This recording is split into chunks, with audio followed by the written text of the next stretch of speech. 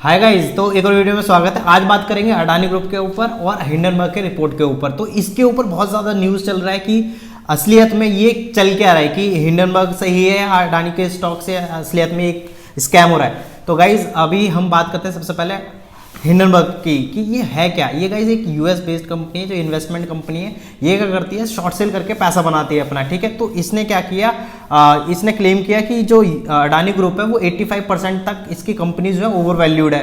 तो इन्होंने क्या सोचा, इन्होंने मतलब हो क्या सकता है मे बी कि क्योंकि ये उस कंपनी को टारगेट करते हैं जो ऑलरेडी 2 से 3 साल में बहुत ही अच्छा रिटर्न दे चुके हैं, ठीक है। तो क्या होगा अगर ये ऐसी न्यूज़ देंगे, मार्केट के अंदर फैलाएंगे, तो मे बी लोग बहुत जल्दी भरोसा कर सकते हैं, क्योंकि कोई कंपनी इतनी जल्दी कैसे ग्रो कर सकती है, एक छोटे टाइम फ्रेम के अंदर 1000%, 500% का कैसे रिटर्न दे सकता है। तो उस कंपनी को गिराना ज़्यादा ईजी हो जाता है, ठीक है।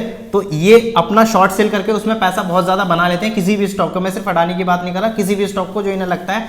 तो गाइज क्योंकि अगर हम देखा जाए तो ये सिर्फ अडानी ग्रुप पर अटैक नहीं है, ये हो सकता है कि हमारी इंडियन इकोनॉमी पर अटैक हो, ठीक है। क्योंकि अगर देखा जाए तो हमारी इंडियन इकोनॉमी ने पिछले 2-3 सालों में बहुत अच्छी ग्रोथ दिखाई है अडानी ग्रुप के साथ साथ। क्योंकि अडानी ग्रुप को देखा जाए तो उसने बहुत ज़्यादा बैंकिंग सेक्टर से लोन लिया हुआ है, ठीक है, जिसकी वजह से वो तो ग्रो कर ही रहे हैं। उसके साथ साथ हमारी इंडियन इकोनॉमी बहुत ज़्यादा ग्रो कर रही है, क्योंकि उनकी बात की जाए ग्रुप्स की तो इंफ्रास्ट्रक्चर हो गया, ऑयल हो गया, ठीक है, बहुत सारी चीज़ें बाहर भी है हमारी, मतलब इंडिया के साथ साथ इनके अदर कंट्रीज़ में भी पोर्ट्स वगैरह हैं, तो जिसकी वजह से बहुत ज़्यादा ग्रोथ देखने को मिली थी इनके स्टॉक्स में भी, इनके पूरे ग्रुप में भी। गाइज अदर कंपनीज की बात करें जैसे इंटेल, फेसबुक, गूगल हो गए, तो यहाँ पे तो लोगों को कई हद तक कुछ फायर भी किया जा रहा है। जबकि अगर अडानी ग्रुप की बात करें तो डायरेक्ट 1 लाख इंडियंस को ये लोग जॉब प्रोवाइड करवा रहे हैं, ठीक है। तो एक और चीज़ देखने वाली बात यहाँ पे, क्योंकि हमारी इंडियन इकोनॉमी पर अटैक ऐसे भी हो सकता है, क्योंकि हमने देखा जाए तो पिछले 2-3 साल में इंडियन इकोनॉमी में बहुत ज़्यादा बूम किया है, ठीक है। और कहीं ना कहीं हमारी इंडियन इकोनॉमी अडानी ग्रुप पर टिकी हुई है, क्योंकि बहुत सारा बैंकिंग का लोन का पैसा है, मैंने बताया था ऑलरेडी।